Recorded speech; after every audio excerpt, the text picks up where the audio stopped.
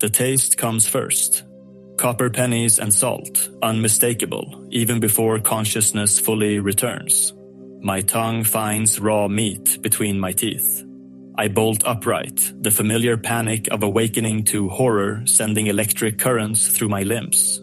Something warm trickles down my chin. In the half-light of my bedroom, my forearm glistens with wetness. Not rain, not sweat, blood, my own blood. The bite marks on my wrist form a perfect crescent. Too perfect, too measured to be self-inflicted in panic. Something used my teeth while I slept. Something worked my jaw with mechanical precision, teaching my body to consume itself, one methodical bite at a time. My name is Elliot Thomas, age 32. And for the past 4 years, I've lived as a virtual shut-in in downtown Seattle. Former neurobiologist specializing in parasitic influences on human behavior. A field so fringe that most of my peers considered it pseudoscience until the day one of my experiments escaped its containment. I stumble to the bathroom, flicking on harsh fluorescents that make me flinch. The mirror reveals a grotesque tableau. Blood smeared across my chin. Crimson threads between my teeth. My pupils are dilated to perfect circles, the irises nearly obliterated. I don't recognize the hunger in my reflection. And beneath it all, the most terrifying realization isn't the pain or the blood. It's the distant satisfaction I feel somewhere behind my consciousness, as though part of me enjoyed the taste of my own flesh.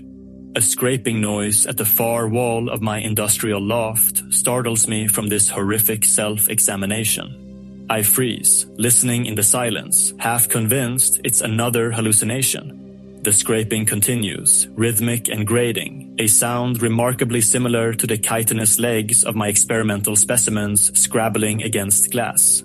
I force myself into the main room, heart hammering against my cage of ribs.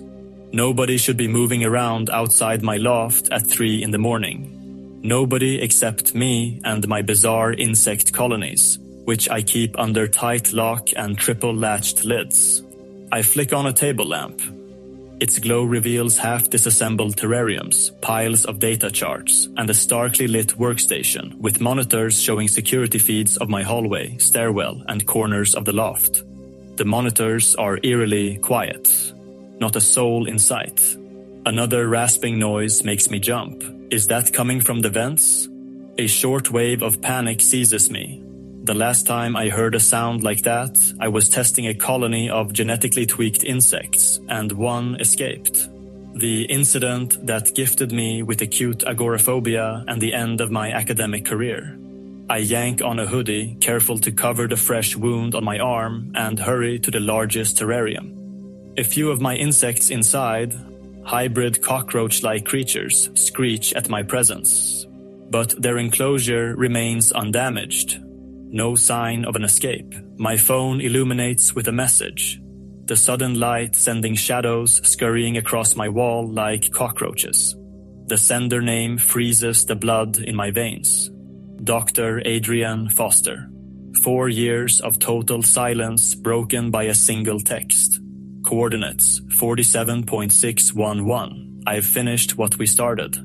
My hands tremble so violently I nearly drop the phone. Adrian used to be my closest friend and research partner.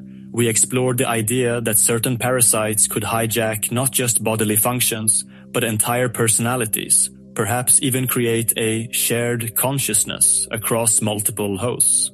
Then his wife suffered a devastating brain injury in a car accident, and his obsession went nuclear. We parted ways in a storm of shouting and ethical accusations. The text's coordinates pinpoint a Seattle waterfront district. My mind leaps to the years of half-baked theories Adrian and I once toyed with. I type a frantic reply. What do you mean, finished? Are you in Seattle? But no answer comes. The creeping dread that had me pinned in place only deepens when a new sound joins the scraping. A faint clicking in the vents. The exact frequency of insects communicating. My insects? I stare at my table of test tubes. I've been cultivating different species. experimenting with how they form and break social bonds. My original dream was to harness that knowledge to treat neurological conditions. But that dream died the night my last volunteer test subject attacked me, her eyes vacant as a doll's before she threw herself from the laboratory window. A loud buzz at my front door nearly stops my heart. In the camera feed, I spot Marcus Kelly, my building superintendent, carrying a box of supplies. The only person I ever let in, and even that's a struggle. I buzz him inside and try to calm my racing thoughts.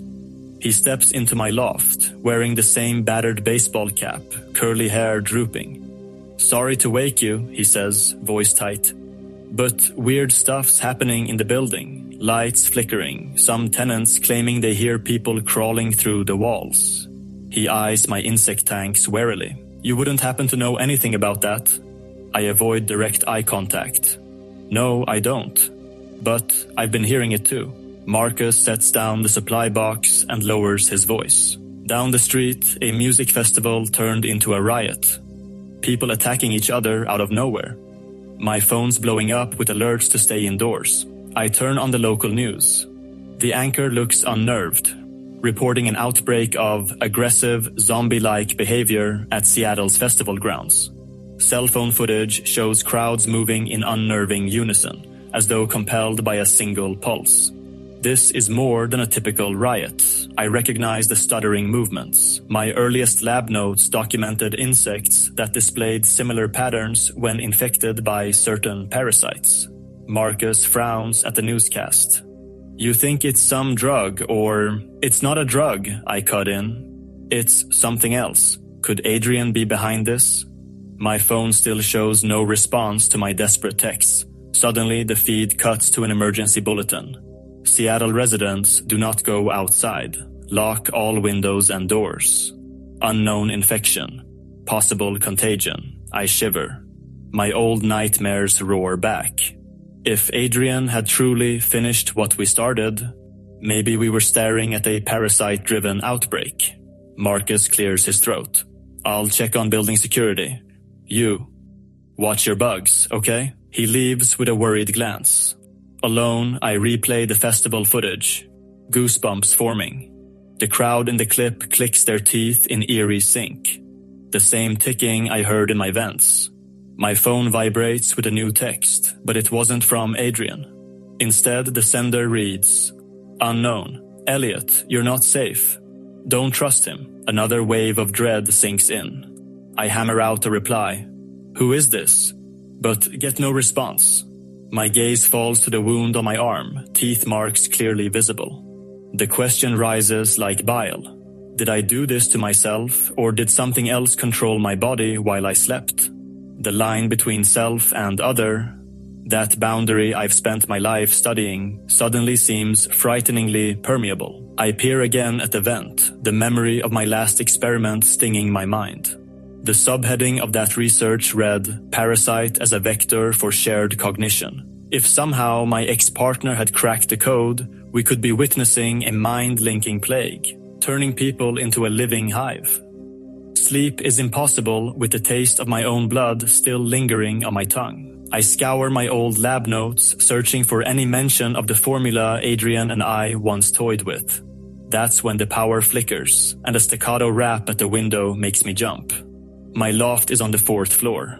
No one should be outside that window. Heart in my throat, I tiptoe over. The glass is empty, but a sticky smear trails across it, something dark and spidery. A warning sign, or just my nerves? I grip the desk so hard my knuckles go white. The city is unraveling, and I have a strong hunch who lit the fuse. But the most terrifying question remains unanswered. How long have I been infected, and what part of me woke last night with a hunger for my own flesh? Morning breaks like a fever over Seattle, gray light bleeding through my blinds. Emergency broadcasts still urge people to stay indoors. The festival zone has expanded into a wave of attack clusters. Nobody would name it a plague yet, but I knew better. Around 7, my phone buzzes with a link from an unknown email. A video attachment titled, "They're Here." Against my better judgment, I open it. The grainy footage shows a lab I recognize instantly, Adrian's old workspace. He hovers over an operating table where a figure lay under a sheet, deathly still. A parasite, a mass of writhing filaments, clings to the base of her skull. I swallow bile. Is this real? Adrian leans into the frame, speaking softly. This time, I'll keep you with me forever. My blood runs cold. He's addressing the corpse. Then he looks at the camera, eyes burning. The clip ends. My mind spins. Has he reanimated someone's brain? Attempted cognitive transference? This is beyond unethical, but the real horror, if he'd done it to one subject, how many more? A sharp beep sounds from my laptop, a new message from Lena Foster, Adrian's sister. I'd met her once, years ago, a shy bioethicist who idolized her brother. The text reads, Elliot, Adrian's lying. I have evidence he unleashed the parasite. He thinks it's the key to preserving consciousness after death. Meet me. Attached is a file. My stomach churns. So Adrian's wife, Catherine, severely brain damaged after her accident, was part of his drive to save others from neural death.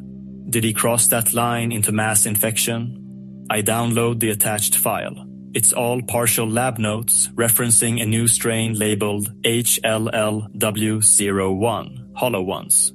My heart kicks at the name. The logs describe how infected subjects displayed synchronous behavior, guided by a central consciousness. Halfway through reading, my phone blares with an official emergency alert. A robotic voice repeats, "Do not go outside. Close all windows. Do not look at infected. They can appear normal." A muted rasp in the hallway makes me freeze. I switch my feed to the corridor cam and nearly drop my phone. My neighbor, a timid woman from 3B, stands motionless, pressing her cheek to my door. Her neck bent at an impossible angle, as though listening. Seconds tick by. She lets out a soft click, then trudges away. I feel a pang of guilt for not opening the door, but reason tells me that's not her. The parasite's controlling her. My greatest fear was realized. The infection had reached my building. And if Adrian's notes were correct, we had an entire city of hollow ones, all connected. Just then, a private chat window blinks on my laptop. The user ID reads, Iris Brown Psych Therapy, my online counselor for the past 3 years. She'd messaged, Elliot, are you safe? I have reason to believe your research is tied to this outbreak. We need documentation. Write everything down. Keep the logs updated. I frown. I'd never told Iris about my direct role in the research, only that I once studied behavioral parasites. Something about her question feels too informed, but I type a terse reply. We might be in trouble. People outside are possessed, calling themselves a hive. Her response comes immediately. Keep your eyes on the news. And Elliot, do not trust Adrian. I stare at the screen. Did she know Adrian personally? Or was she gleaning info from my scattered references in therapy sessions? My phone chimes again. Another text from the unknown number. Coordinates. I've finished what we started. The same message repeated, as if to lure me out. I scroll through my old documents, remembering Adrian's last words to me. One day you'll see the beauty in unity. Unity. The word reeks of madness now. I slammed the laptop shut. If I was going to fix this, I couldn't do it cowering inside. But stepping out was the stuff of my worst phobias. And potentially suicidal. Outside, sirens wail, accompanied by faint screams. The city is fracturing. Meanwhile, in my vents, that ominous clicking continues. I check my insect tanks again. 6 were missing. Impossible. I'd locked everything. Had they chewed out, or had I let them out in some blackout? Marcus pounds on my door moments later.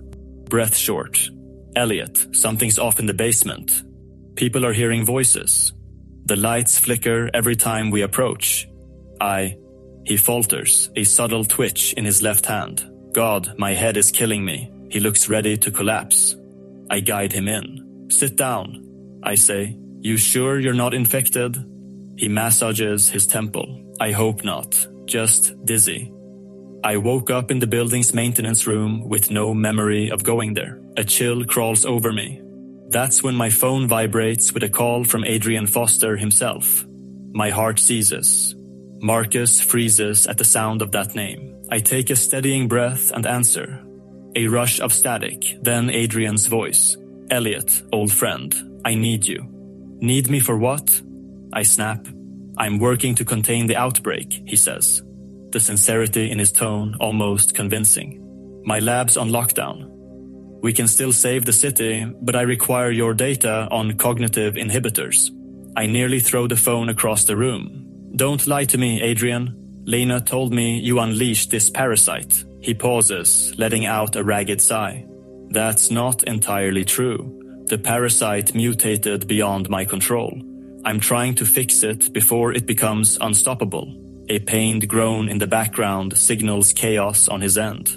We can't talk long. Give me your old research. I grind my teeth. You forced me out. Why trust you now? Because, he says, voice trembling, we're the only two who can stop it. You know that better than anyone. He ends the call, leaving me shaking with anger and confusion. Marcus watches me with bleary eyes. If you believe him, you're nuts, he croaks. He's behind all of this. I nod, but the seeds of doubt are planted. If Adrian truly is the only one with resources to quell this outbreak, but is that his real goal? My phone's battery icon blinks. Another emergency alert scrolls across the screen. Lock doors. Do not acknowledge voices outside. Infected can mimic loved ones. Panic clenches my heart. The city is unraveling by the minute. Could my data help, or would it make Adrian unstoppable? Too many questions, and the only place with potential answers might be Adrian's lab, or the coordinates he sent. Thunder rumbles outside, or maybe it's an explosion. Marcus rubs his forehead, muttering about static in his skull. The building gives a groan. Is the entire structure compromised? I realize with a jolt, if I stayed put, I'd die here, either from the growing number of infected or from the building's slow collapse. The world was screaming at me to run, but my phobia anchored me. My mind reeled. Then an inner voice, almost like my mother's, whispered, "You can't let fear bury you alive." I turned to Marcus. "We have to investigate. My building is compromised. If we find Adrian, maybe we'll learn how to stop this." His face pales, but he nods. Better than waiting to get torn apart. Steeling myself, I shove my research notes into a backpack, along with a handful of improvised protective gear. Goggles, gloves. Fear churns in my gut, but the alternative was letting the world drown in a parasite plague. And maybe it's already drowning. We step into the bright hallway, and immediately I regret it. The corridor smells like damp rot and something coppery. 3 doors down, a neighbor crouches with his forehead pressed against the wall, mumbling nonsense. My heart hammers as we creep past. His eyes track us, but he doesn't move or speak. I glimpse dark lines under his skin, pulsing like veins with a mind of their own. We find the stairwell, only to hear frenzied footsteps below, someone or something dashing upward. We duck behind a support beam. A woman sprints past, face contorted in terror. She knocks over a trash bin and vanishes around the corner. Right behind her, 2 men lumber in pursuit, eyes glassy, hands grasping. The echo of a ragged moan trails them, then silence. Marcus exhales shakily. "Still want to do this?" I nod, biting down panic. Better than waiting around. Clutching my phone, I navigate toward the basement, hoping to slip out a side exit, my standard approach to avoid city crowds. That exit leads to a back alley we could follow toward the waterfront. The deeper we descend, the more the building feels alive. The pipes click overhead, rhythmic in a way that reminds me of insects scuttling in unison, parasites in the walls. Somewhere behind us, a faint voice drifts. "Elliot, let me in." My blood freezes. It sounds exactly like my mother, though she'd been dead 2 years. I squeeze my eyes shut. They can mimic loved ones. The emergency alert repeats in my head. At last we reach the basement corridor. Water drips from overhead pipes, forming murky puddles. Our footsteps splash, each echo fueling my dread. We turn a corner and a figure emerges from a storage room, a woman I recognize with heart-stopping clarity. Jamie, my ex-fiancée, the relationship that collapsed under the weight of my post-incident agoraphobia when I couldn't leave the apartment to attend her father's funeral. She looks disheveled, hair tangled, face streaked with grime. Our eyes lock and she blinks, startled. Elliot? Jamie? How? My voice catches in my throat. I haven't seen her in 3 years. What are you doing here? Her face clouds with desperation. Hiding. Those things, they got into my apartment building. I've been moving through basements, trying to reach the evacuation point at the waterfront. Her gaze shifts to Marcus, wary. Who's he? My building superintendent, I say. We're headed out too. The building is compromised. Jamie steps closer and I notice a strange tremor in her left hand. A thin trail of black fluid has dried at the corner of her mouth. We can go together, she says, voice wavering. Like old times. Old times. When we were inseparable, planning our future. Before the incident shattered everything. Before I became a prisoner in my own mind. Marcus eyes her suspiciously. How'd you get in the building without a key card? Jamie's expression shifts subtly. Service entrance. It was propped open. She steps closer to me, lowering her voice. Elliot, I need to tell you something. Privately. Warning bells sound in my mind, but this is Jamie, the woman who stood by me through the first year of my breakdown, who tried everything to help, before my paranoia pushed her away. I nod to Marcus to give us space. He retreats reluctantly, keeping us in sight. Jamie takes my hands in hers. They're ice cold. I didn't want to say this in front of him, but I'm not well, Elliot. Her eyes fill with tears. I was bitten yesterday. I've been fighting it, but I can feel it taking hold. Spreading through me, my throat constricts. Jamie, it's beautiful and terrifying, she whispers, a fever in her eyes. Like drowning in a sea of other people's thoughts. Sometimes I'm me, sometimes I'm them. I can feel myself slipping away. I scan her face, looking for signs of the parasite's control. The vacant stare, the unnatural head tilt. But her eyes are clear, present. This is still Jamie, fighting against the inevitable. We'll find help, I say, but the words sound hollow even to me. There must be a cure, a treatment. She shakes her head, a sad smile playing on her lips. You always were a terrible liar. We both know what happens next. Her hand slips inside her jacket, emerging with a small revolver. I saved this. 1 bullet.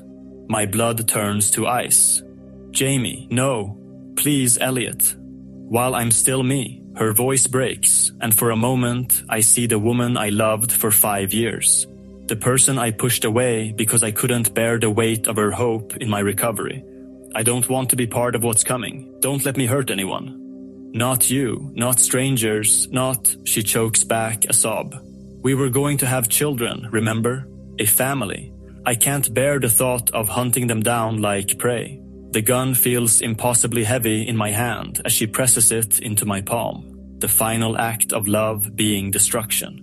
Marcus watches from his position, face grim with understanding. How long do you have? I ask, voice barely audible. Minutes, maybe less. She brushes a strand of hair from my face. The gesture so achingly familiar, it nearly breaks me. I've fought it this long for a reason. I needed to see you, to say I'm sorry for leaving. I should have fought harder for us. The cruel irony nearly makes me laugh. She's apologizing to me when I was the one who pushed her away, who couldn't brave the outside world even for the person I loved most. I'm the one who should be sorry, I whisper, tears blurring my vision. I failed you. No, you didn't. She smiles through her tears. You were sick. I understood that too late. A shudder runs through her body. Her left eye twitches, pupil dilating unnaturally. The parasite gaining ground. She grips my wrist, suddenly urgent.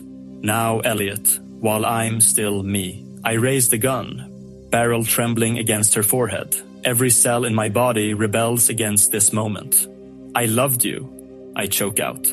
I never stopped. I know. Her smile is peaceful, even as her body gives another violent shudder.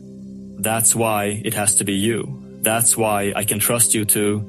Her voice cuts off as her head snaps back at that unnatural angle.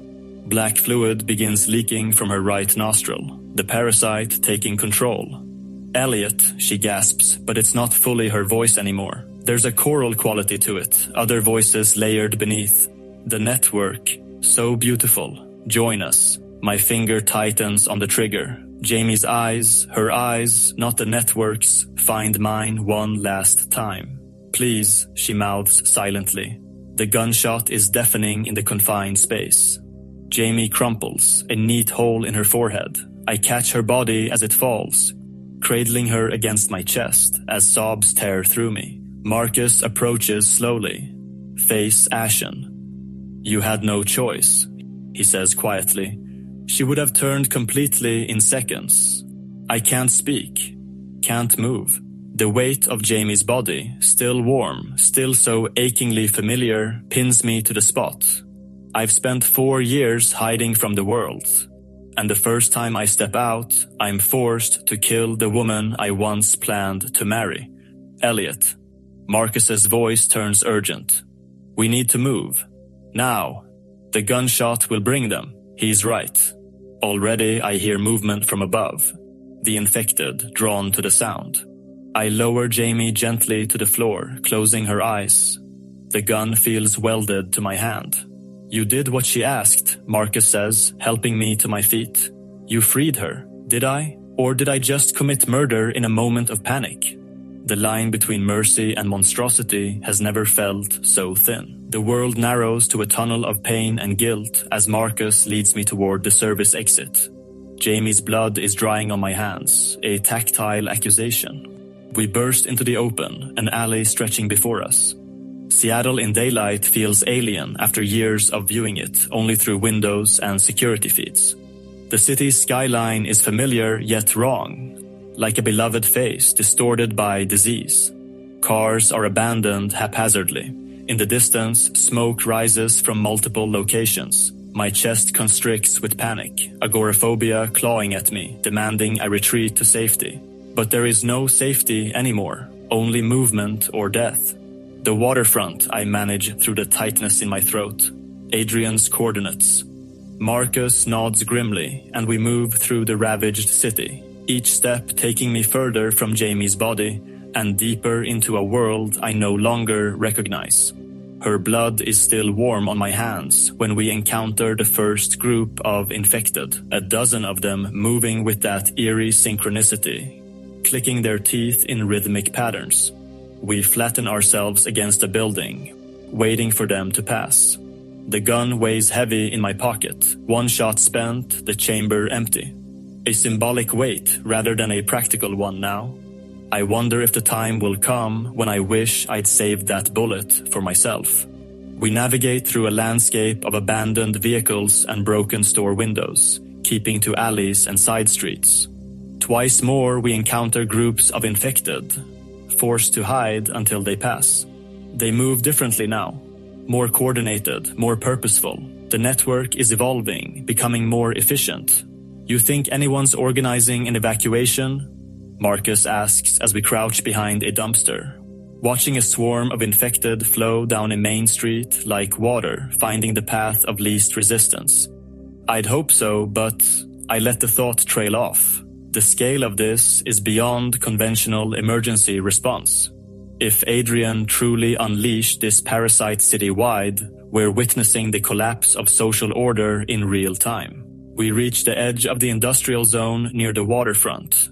The air carries the stench of brine and something else, a chemical tang that reminds me of laboratory preservatives. In the harbor, boats bob untended. The once busy shipping area is a ghost town. A building looms ahead. 5 stories of concrete and steel with a half-collapsed sign reading Foster Consortium. So Adrian had claimed his family's old shipping business as his base of operations. appropriate for a man whose ambition always exceeded his ethics. That's it, I whisper, scanning for movement. The coordinates lead there. We can't just walk in, Marcus points out.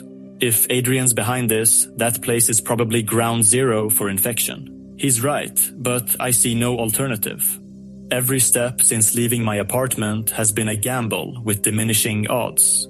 If answers exist anywhere, they're inside that building. A sharp crackle breaks the silence, a public address system coming to life. Adrian's voice booms across the empty plaza. Attention survivors.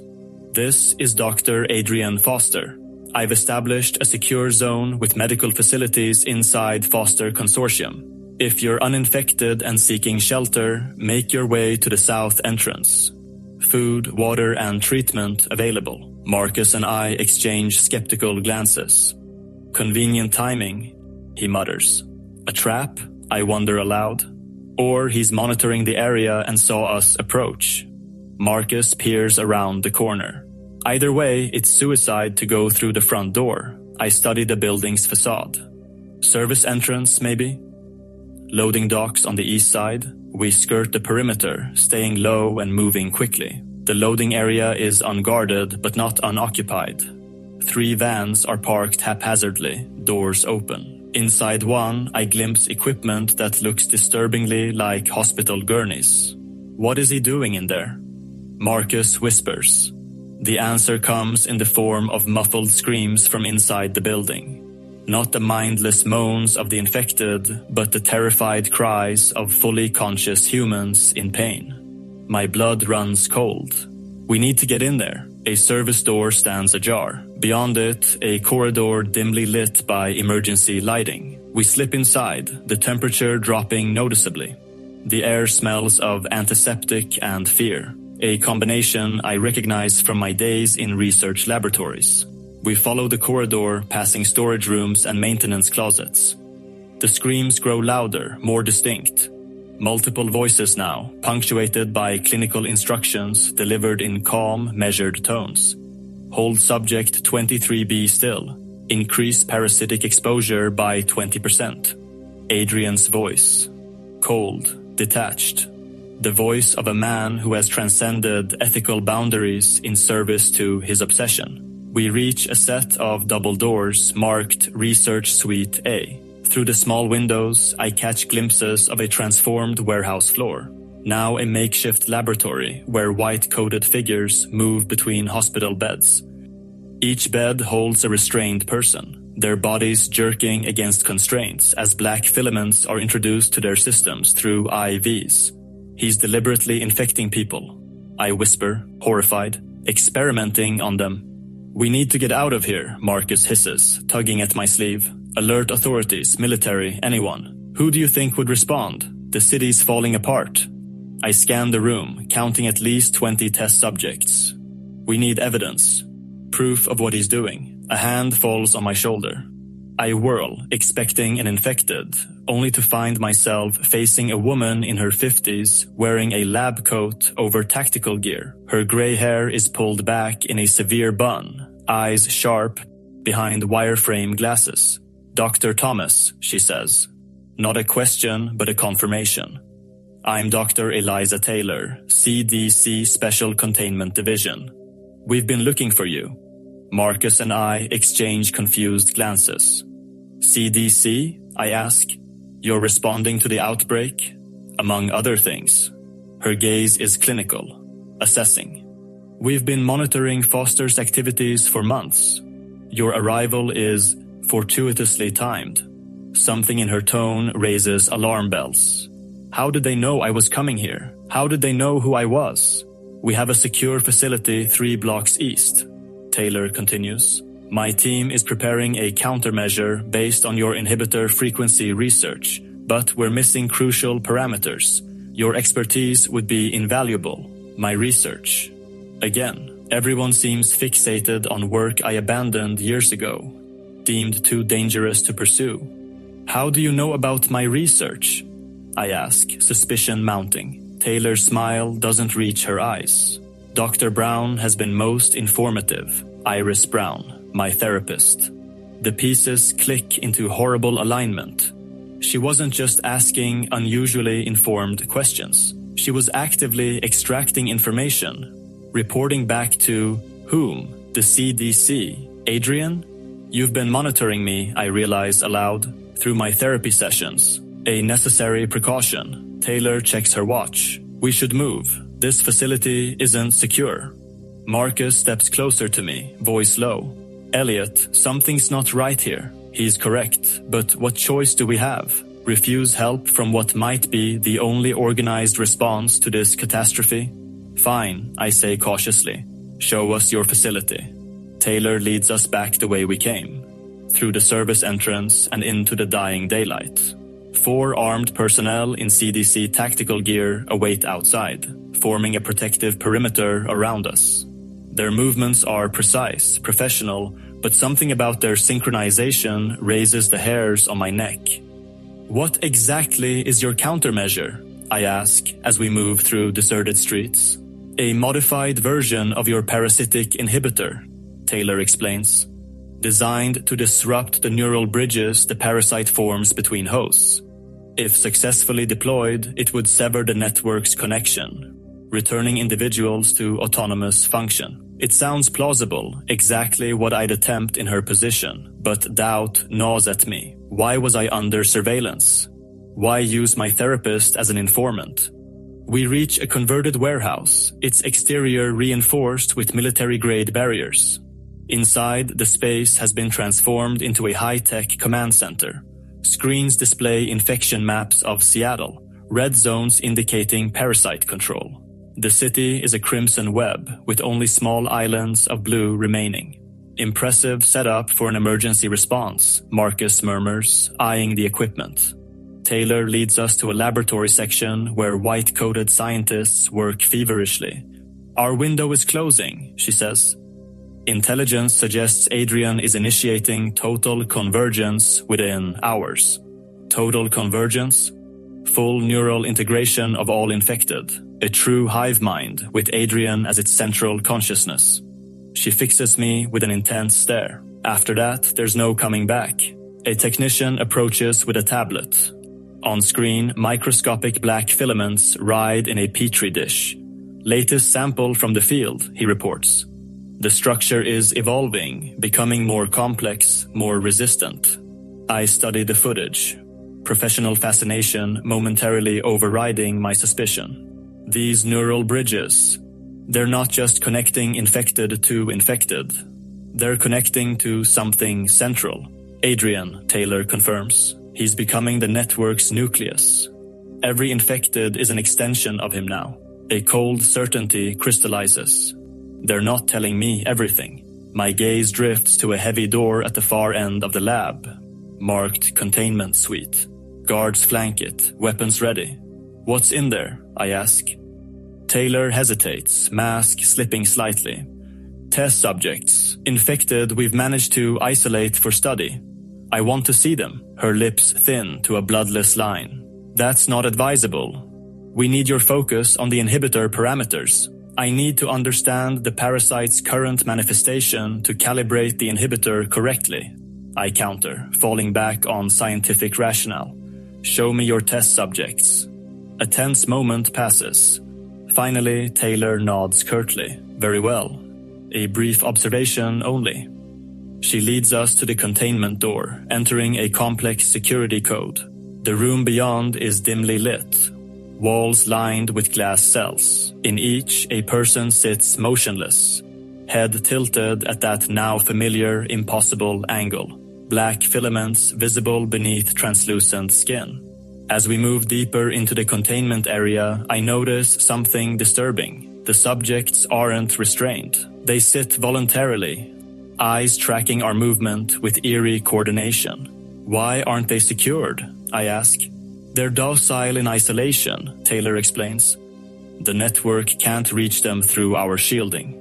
We stop at the final cell. Inside, a familiar figure sits cross-legged on the floor. My heart stops. Iris Brown, my therapist.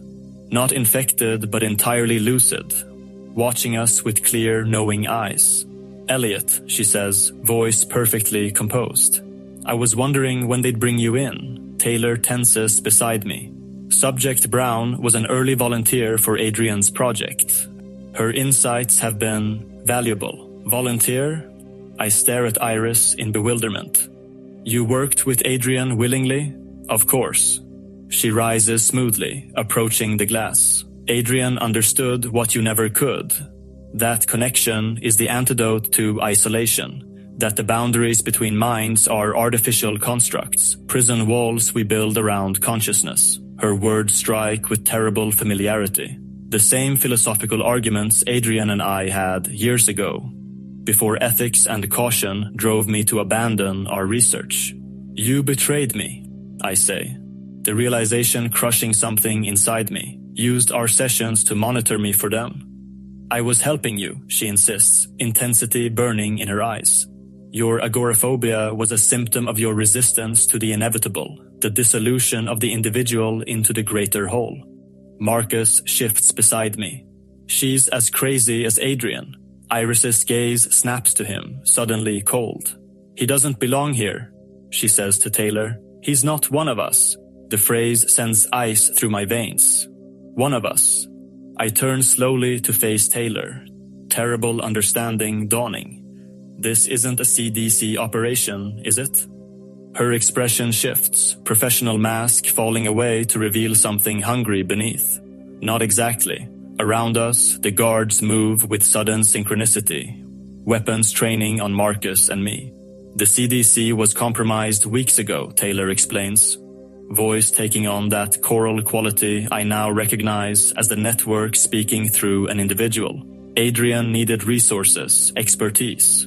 We provided both. You're part of it, I breathe. All of you. We are the network, she confirms. Or rather, extensions of it. Adrian's consciousness distributed across willing vessels. Marcus swears under his breath. We walked right into a trap. Not a trap, Taylor corrects. An invitation. Elliot's inhibitor research is the final piece we need. The current network is unstable. Neural connections decay over time. The inhibitor, properly modified, would stabilize those connections. Make integration permanent. The horrific irony strangles me. My work, designed to block parasitic influence, would instead perfect it. Entrench it. And if I refuse to help? I ask, already knowing the answer. Taylor smiles thinly. Then we extract the information directly. The parasite is quite adept at accessing neural data during integration. Integration. Consumption. The euphemisms for what amounts to the death of individual consciousness. Why me? I demand. What makes my research so essential? Because you're already part of us, Iris says from behind the glass. Have been for years. My hand moves unconsciously to the scar behind my ear, the wound from that long ago attack that I'd attributed to a volunteer's psychotic break. The incident in your laboratory wasn't an accident, Taylor explains. That volunteer was an early carrier, programmed to introduce the dormant strain to your system. Your agoraphobia was the parasite's defense mechanism, keeping you isolated until the network was ready. The revelation hits like a physical blow. My entire existence for the past 4 years, the fear, the isolation, the paranoia, was engineered. I wasn't hiding from the world. I was being preserved for this moment. Marcus lunges suddenly, catching the nearest guard off balance. Run, he shouts, creating a momentary opening. I hesitate, a fatal second of indecision. Taylor's hand clamps around my wrist with inhuman strength. Sedate him, she orders calmly. Marcus fights with desperate fury, but he's outnumbered. A guard drives a stun baton into his ribs. He drops, convulsing. Marcus! I struggle against Taylor's grip as another guard approaches with a syringe. Don't fight it, Elliot, Iris calls from her cell, voice almost gentle. The network is beautiful once you're inside. No more loneliness. No more fear. The needle slides into my neck. Cold spreads through my veins, consciousness already blurring at the edges. The last thing I see is Marcus's body being dragged away, his eyes finding mine in silent accusation. I trusted you and you led us here. Darkness claims me, but not before a terrible thought forms. I've spent my life studying the boundary between self and other, only to have that boundary systematically dissolved by the very people I trusted most. I wake to the sterile brightness of a laboratory and the methodical beep of monitoring equipment. Restraints bite into my wrists and ankles. A neural interface cap sits heavily on my head, electrodes pressed against my scalp. Subject is regaining consciousness, a clinical voice reports. Brain activity normalizing. My vision clears slowly, revealing Taylor standing over me, studying readings on a tablet. Beyond her, a wall of windows overlooks a vast laboratory floor where dozens of white-coated figures move between workstations. Where's Marcus? My voice emerges as a croak. Preparing for integration, Taylor answers without looking up. His psychological profile indicates significant resistance potential. We're using a more aggressive protocol for his conversion. Conversion, as if identity were currency to be exchanged. You won't get away with this, I say, the words sounding pathetically inadequate even to my own ears. Someone will notice an entire city going silent.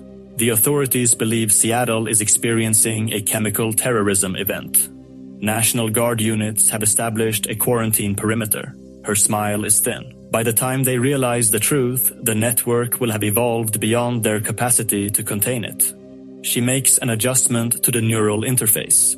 Pain lances through my skull, white hot and immediate. I arch against the restraints, a scream tearing from my throat. Neural mapping initiated, she announces to unseen colleagues. Extracting inhibitor frequency parameters. The pain intensifies. Not just physical, but existential. I feel my memories being rifled through like files in a cabinet, intimate details of my research laid bare to invasive examination. The violation is total, consciousness itself becoming permeable. Through the agony, a voice cuts through, familiar, messianic. That's enough, Eliza. We need his mind intact. Adrian Foster steps into my field of vision. The years haven't been kind to him. His once handsome face is gaunt, skin stretched too tight over prominent bones. But his eyes burn with the same fevered intensity I remember, the look of a man consumed by his own brilliance. Hello, Elliot, he says, genuine warmth in his voice. I've missed our conversations. Taylor adjusts something, and the pain recedes to a dull throb. Neural map at 60% completion, she reports. Inhibitor parameters partially extracted.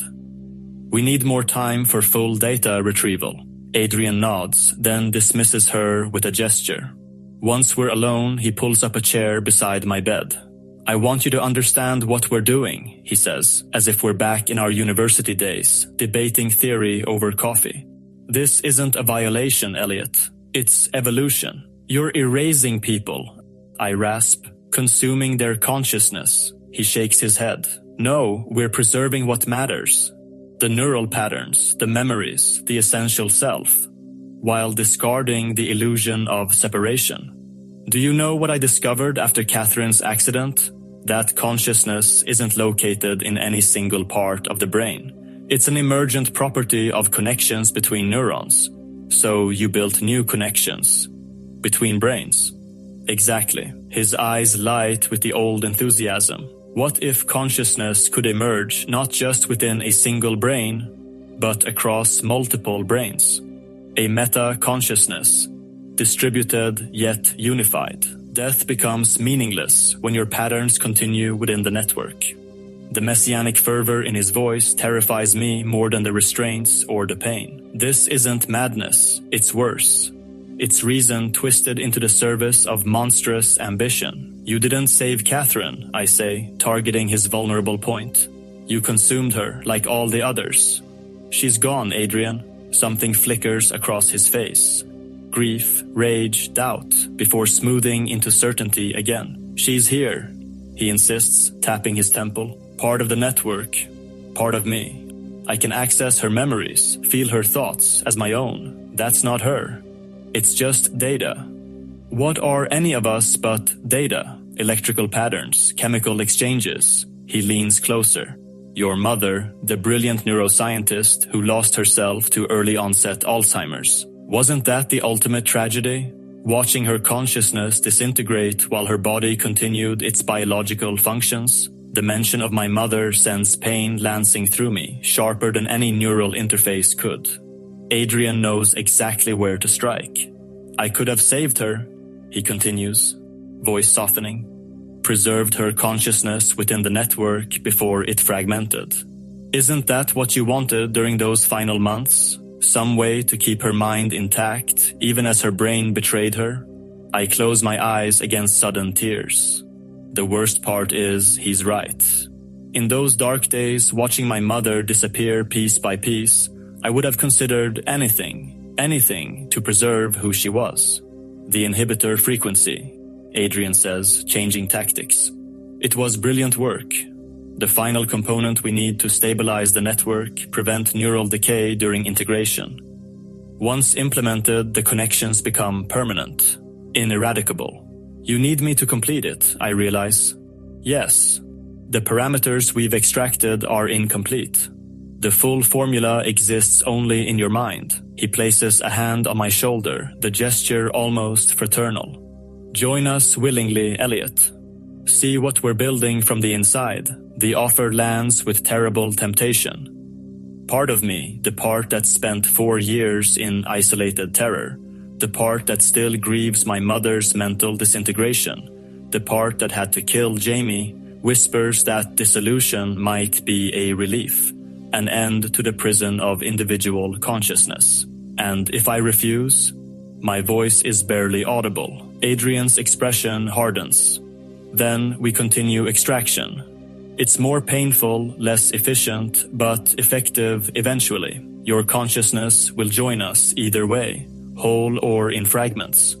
A commotion outside the laboratory draws his attention. He glances at the monitor, frowning. A problem with your friend Marcus. His resistance is stronger than anticipated. He rises. Consider my offer, Elliot. I'll return shortly. Once he's gone, I test the restraints. Secure, no give. The neural interface has been temporarily deactivated, but I have no doubt they'll resume the extraction process soon. My options are non-existent, or so I think until I notice movement at the door, furtive, hesitant. A figure slips inside, face obscured by a surgical mask and cap. They approach cautiously, checking monitors before leaning close. Thomas, a female voice whispers, I'm Dr. Miller. I can help you, but we have to move quickly.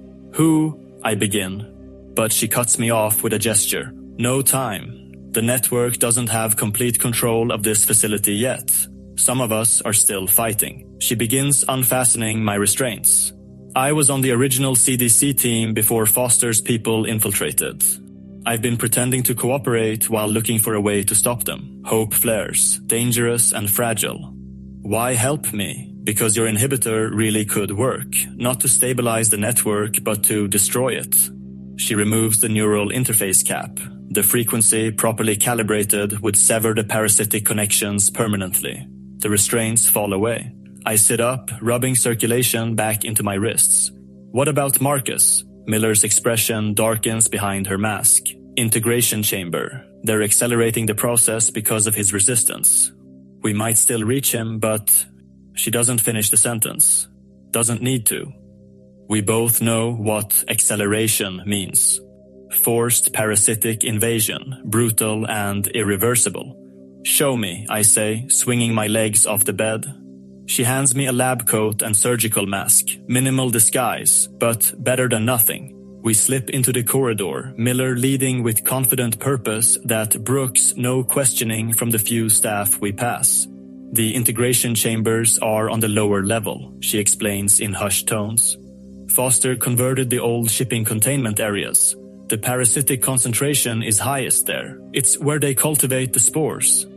We descend via service stairs, the air growing thicker, more humid with each floor. A cloying sweetness pervades the atmosphere, like overripe fruit on the edge of decay. What's that smell? I ask, stomach churning. The mature parasite produces a pheromone that makes hosts more susceptible to neural bridging. Miller pulls a small device from her pocket, checking readings. Saturation levels increase with proximity to the central cultivation chamber. We reach a heavy door marked Quarantine Zone Alpha. Beyond it, sounds emerge. Not screams, but something worse. A rhythmic clicking, thousands of throats producing the sound in perfect unison, the network communing with itself. Miller enters a security code. The door hisses open to reveal a nightmare. The former shipping warehouse has been transformed into a vast, multi-level chamber. Catwalks crisscross the space, connecting elevated platforms where white-coated figures monitor equipment. Below, the floor teems with infected, hundreds, maybe thousands, standing in concentric circles around a central structure that pulses with organic light. The Nexus, Miller whispers, where Foster interfaces directly with the network. The structure resembles a throne built from living tissue, black filaments interwoven with mechanical components, cables snaking outward to connect with equipment that lines the walls. And Marcus? I scan the horrific tableau. She points to a section off to the right, glass cubicles where individual infected are being processed. In one, I glimpse Marcus strapped to a chair, his body convulsing as black filaments are introduced through tubes connected to his spine. We're too late, Miller says, despair evident. The integration is already underway, but I notice something she doesn't. Marcus is fighting. His eyes remain clear, focused, even as his body betrays him. He's maintaining his sense of self despite the parasitic invasion. We can still save him, I insist.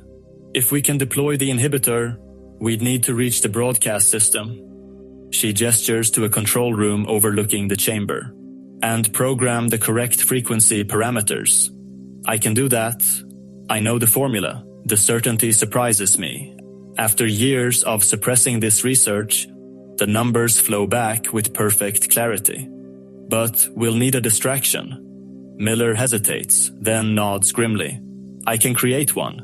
But you should know. She pulls down her mask, revealing her face fully for the first time. Black lines are already visible beneath her skin, spreading from her neck upward. I'm fighting my own integration. I don't have long. Horror and admiration war within me. You're infected, yet you're helping me. The early stages allow some autonomy, especially with medical intervention. Her smile is bitter. I've been injecting inhibitor prototypes to slow the process, but it's a losing battle. This is my last act of free will, Thomas. Make it count. Before I can respond, she moves to a control panel and activates an emergency protocol. Alarm klaxons blare throughout the facility. Overhead sprinklers activate, dousing the infected below. They react with unified outrage, the clicking sound rising to a screech. Go! Miller shouts. I'll keep them focused on me.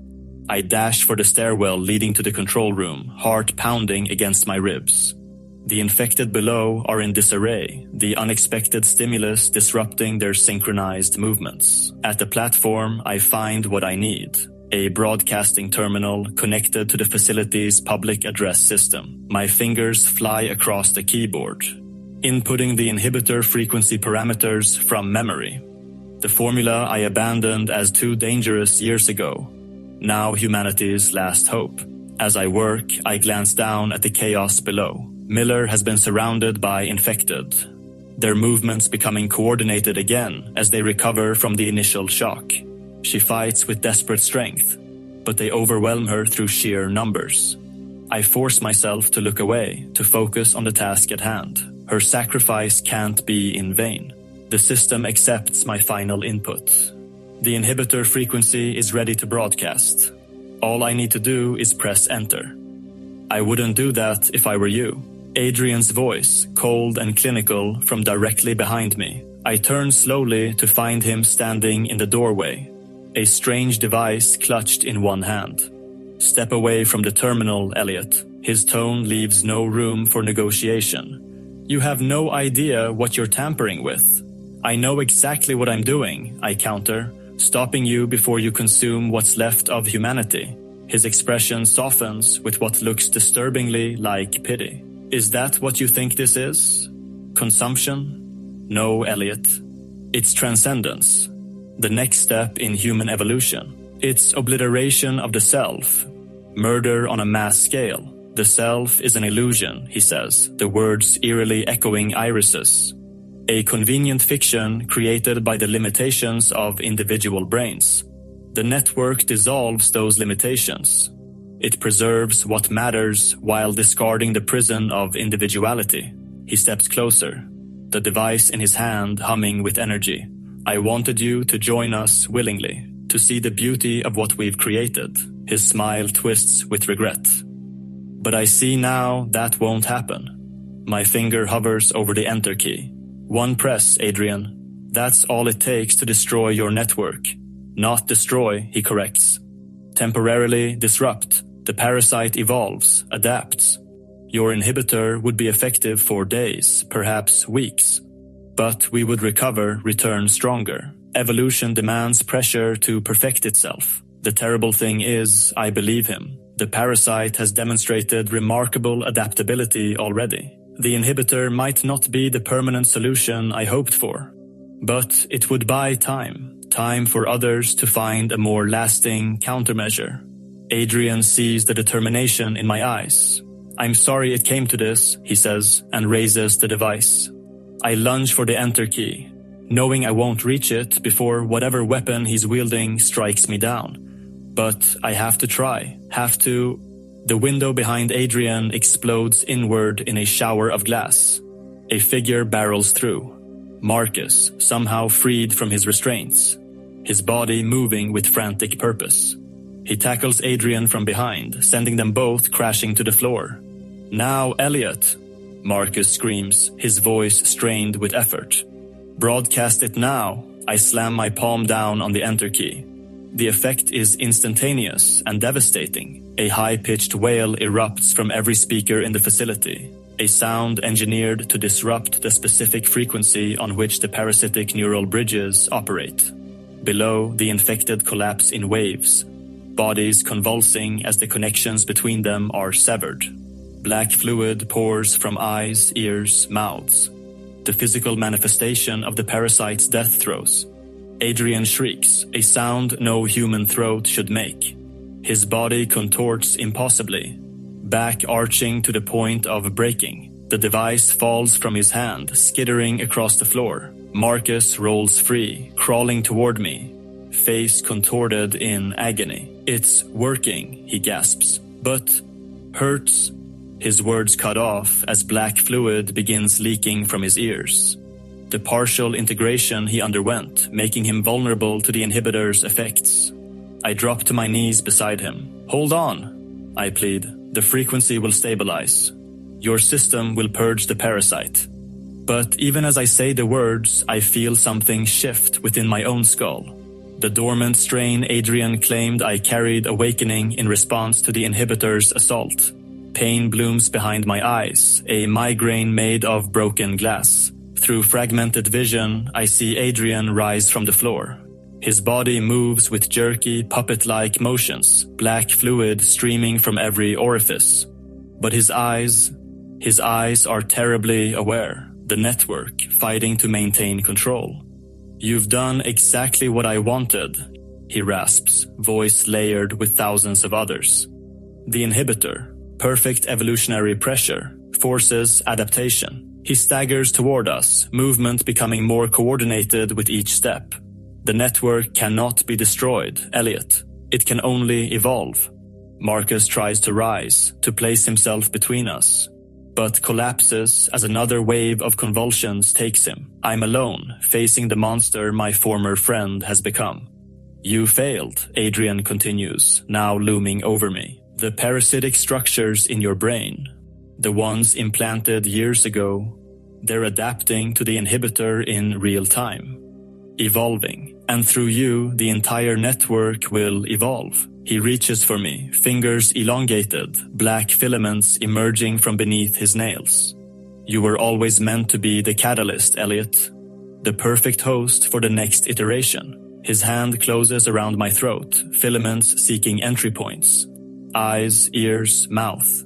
I struggle, but the pain in my skull intensifies, consciousness fracturing under the dual assault of the inhibitor and the awakening parasite. Adrian's face contorts with triumph. "Stop fighting," he hisses. "Surrender to evolution." Through the haze of agony, a memory surfaces. My mother in her hospital bed, lucid for a brief moment between neurological storms, squeezing my hand and whispering, "I'm still here, Elliot. I'm still me." Her fight to maintain selfhood, even as her brain betrayed her. Her desperate clinging to identity when oblivion would have been easier. Something crystallizes within me, a clarity born of absolute certainty. Adrian is wrong. The self is not an illusion. It's the only thing worth fighting for. With my remaining strength, I reach for the device Adrian dropped. My fingers close around it. Some kind of neural disruptor, designed to incapacitate without killing. Adrian sees my movement too late. I press the device against his temple and activate it. The effect is instantaneous. His body goes rigid, eyes rolling back as neural pathways overload. He collapses, the parasitic grip temporarily broken. I crawl to the terminal, fighting through my own pain. The inhibitor continues broadcasting, but as Adrian predicted, its effectiveness is already diminishing. The infected below are beginning to stir, the parasite adapting to the frequency. I need to modify the inhibitor, create a modulating pattern the parasite can't adapt to as quickly. My fingers, slick with blood from my nose and ears, slip on the keyboard as I input new parameters. Marcus manages to pull himself up beside me. "Elliot," he gasps, blood and black fluid mingling on his chin. "Whatever you're doing, hurry." Adrian's body twitches on the floor, the network already re-establishing control. Below, the infected are rising, movements jerky but coordinating. I complete the modified sequence and initiate the broadcast. A new sound joins the original frequency, oscillating, unpredictable, shifting between harmonic patterns. The infected stumble, falling again as the new assault disrupts their neural bridges. Adrian's body convulses violently. "No," he moans, the layered voice fragmenting. "You're killing them all." "I'm freeing them," I correct, voice steady despite the pain. "Breaking the bridges you forced on them." His eyes find mine, and for a moment, just a moment, I see the friend I once knew beneath the parasitic control. "Elliot," he whispers, his own voice breaking through. "It hurts." "I know," I say softly. "I'm sorry." His body arches one final time, then collapses. Black fluid pools beneath him, no longer animated by parasitic will. Around us, the facility shudders as equipment overloads under the strain of the modulating frequency. Fires break out on the lower levels as infected thrash in their death throes. "We need to go," Marcus urges, voice stronger as his system purges the parasite. "This place is coming down." I nod, but as I rise, a new pain lances through my skull, different from before. Not the parasite dying, but evolving, adapting. My vision fragments, reality overlaid with glimpses through other eyes. Infected throughout the facility, throughout the city. "Elliot?" Marcus's voice comes from far away. "What's wrong?" I can't answer. My consciousness is fracturing, splitting between my own perception and thousands of others. The dormant strain Adrian planted years ago isn't dying under the inhibitor's assault. It's transforming, becoming something new. "Go," I manage to gasp. "Get out. I'm compromised." Marcus's face contorts with anguish. "No, I'm not leaving you. You have to." I shove him toward the door with surprising strength. The inhibitor broadcast will continue automatically. "Make sure someone knows what happened here." He hesitates, torn between friendship and survival. "Elliot, go," I scream, feeling control slipping. Before I'm not me anymore. Something in my expression convinces him. With a last agonized look, he runs. Alone, I collapse against the terminal, consciousness fragmenting further. The parasitic structures in my brain aren't just adapting to the inhibitor, they're using it, incorporating its frequency into their evolution. Adrian was right. The network cannot be destroyed. It can only evolve, and I am becoming its new nucleus. That's the end of this story. If you liked it, please consider subscribing. It would really help me out. I appreciate you, and I'll see you soon.